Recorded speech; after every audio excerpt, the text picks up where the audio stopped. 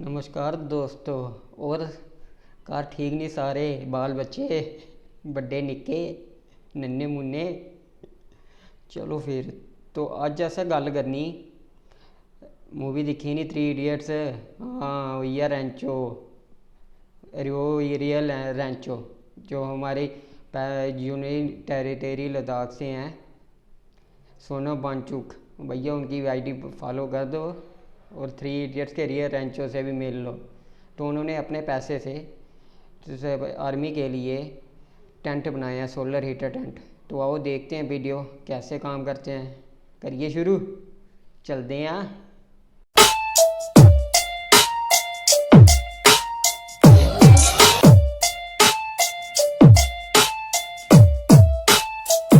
जुले नमस्कार व सलाम दोस्तों।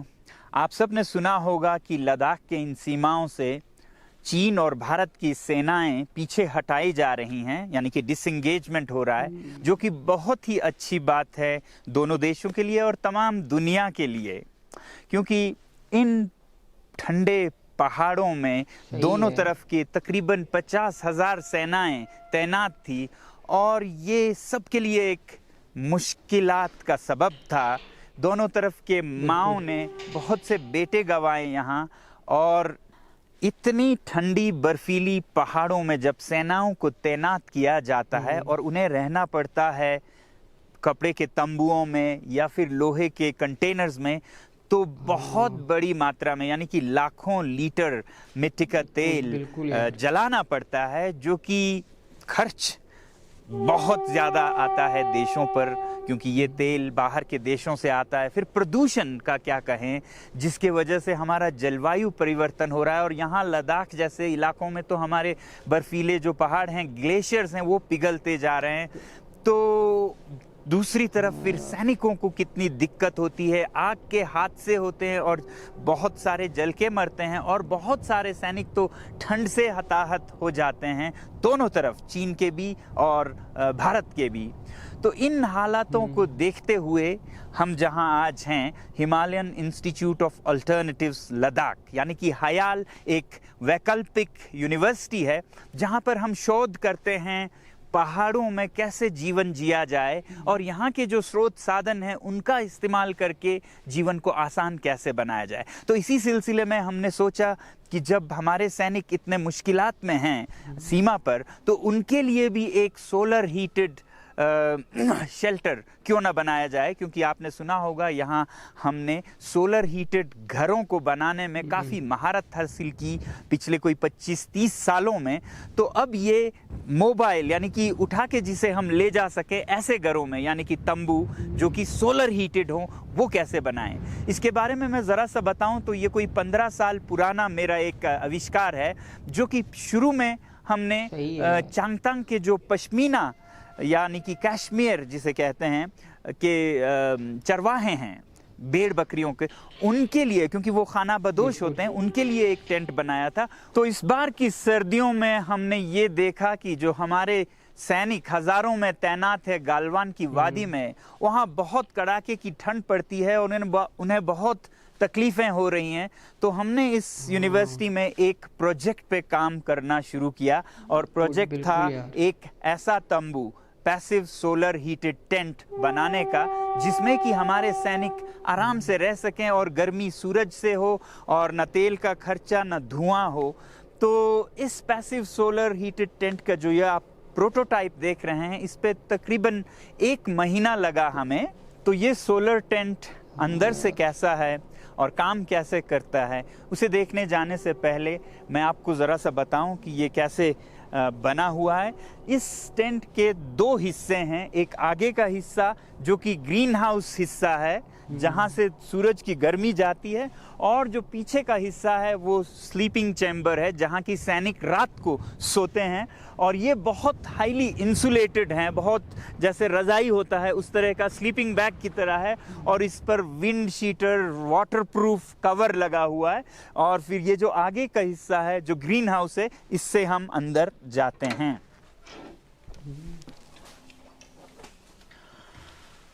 तो ये है पैसिव सोलर हीटेड टेंट।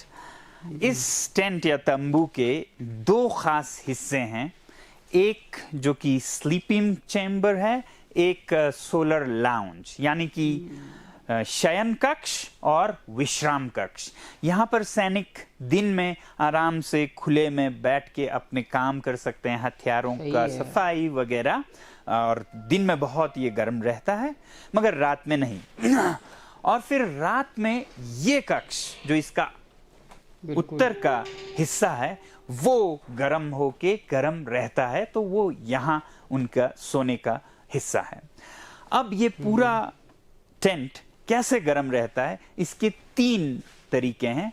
एक है कि दक्षिण दिशा से सूरज की किरणें आए, जैसे इधर आ रही हैं, वैसे ही ये जो दीवार है ये इसका दूसरा हिस्सा है। पहला हिस्सा दक्षिण से धूप आए, दूसरा हिस्सा वो धूप इस दीवार में, जो ये शयन कक्ष की दीवार देख रहे हैं वो एक हीट बैंक है, इसमें वो गर्मी जमा होके रहे ताकि वो रात को उपलब्ध हो जबकि गर्मी की सबसे ज्यादा जरूरत हो। तो दिन की गर्मी रात तक इस दीवार में कैद रहे या जमा रहे, संचित रहे।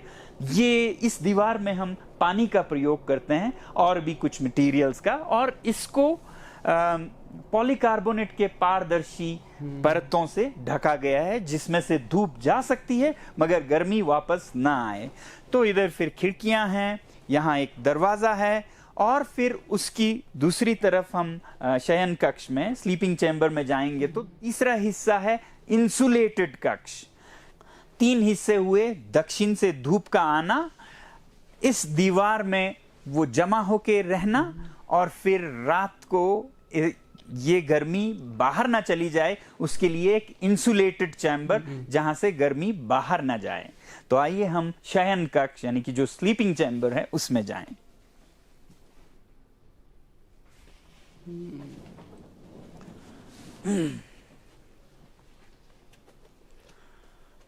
तो ये है पैसिव सोलर टेंट का नॉर्दर्न यानी कि उत्तर का हिस्सा, जहां से धूप नहीं आती है मगर अंदर की गर्मी बाहर जाती है। तो इसमें मोटे परत लगे हैं जैसे आपके स्लीपिंग बैग्स में होते हैं। ये 4 तक परत हैं जो कि हम जिस जगह पे हैं, कितनी ठंडी है उस हिसाब से एक परत लगा सकें, 2 परत लगा सकें, 3 या 4 लगाएं। सर्दियों में हो तो चारों लगाने पड़े, गर्मियों में आप इसे उतारते जा सकते हैं। तो ये परतें अंदर की गर्मी को बाहर नहीं जाने देती। दक्षिण से धूप आती है, इस दीवार में जमा होती है, और फिर उस धूप को अंदर की तरफ तो आ सकती है वो गर्मी, मगर बाहर नहीं जा सकती। इस वजह से ये जो शयन कक्ष है इसका तापमान रात में भी काफ़ी गर्म रहता है। जैसे कल रात को 10 बजे अंदर यहाँ पर 15 डिग्री था, जबकि इन दिनों बाहर की तापमान -14 के करीब चल रहा था। तो इस हिसाब से हमारा अनुमान है कि ये अंदर +10 से 15 के बीच रहे, बहुत गर्म भी न रहे क्योंकि सैनिकों को तैयार रहना है बाहर -30 में लड़ने के लिए। तो +10 से 15 तक अगर रहे तो बहुत अच्छी बात है। इस टेंट में दक्षिण की धूप और बीच के ये दीवार में हीट बैंक और फिर उत्तर के इंसुलेशन के अलावा ये जो आकार है जो कि गोलाकार है, जिसके वजह से इस तंबू का सरफेस एरिया, क्षेत्रफल कम से कम होता है। ये एक ज्योमेट्री का हिसाब है। इसके वजह से भी गर्मी बाहर को कम ज़ाया होती है, तो इस वजह से अंदर गर्मी बनी रहती है। तो अभी बाहर धूप जा चुकी थी और आपने देखा बहुत ठंडी हवाएं चल रही थी, मगर अंदर बिल्कुल शांत है और तापमान मैं देख रहा हूँ 19.6 है। ये तो खैर अभी धूप डली है, मगर देखना रात को है कि रात को जब 9-10 बजे हो तो तब अच्छा तापमान हो। इस सोलर टेंट के डिज़ाइन में हमने ये ध्यान में रखा कि इसे पोर्टेबल रखना चाहिए ताकि ये कहीं भी ले जाया जा सके, और ऊंचे पहाड़ों में खासकर जो रेजांगला और ब्लैक टॉप हिल उनको नज़र में रख के, या फिर सियाचन ग्लेशियर उनको नज़र में रख के बनाया गया है। और इसको जब हम खोलते हैं तो ये कोई 30 से 40 हिस्सों में बट जाता है और हर हिस्से के वज़न 30 किलो से ज़्यादा नहीं होनी चाहिए ताकि उसे उठा के ले जाया भी जा सके। और इसका एक ज़रा महंगा वर्जन होगा जो कि एल्यूमिनियम का होगा, उसमें तो लगभग 20 किलो से ज़्यादा कोई भी हिस्सा नहीं होगा।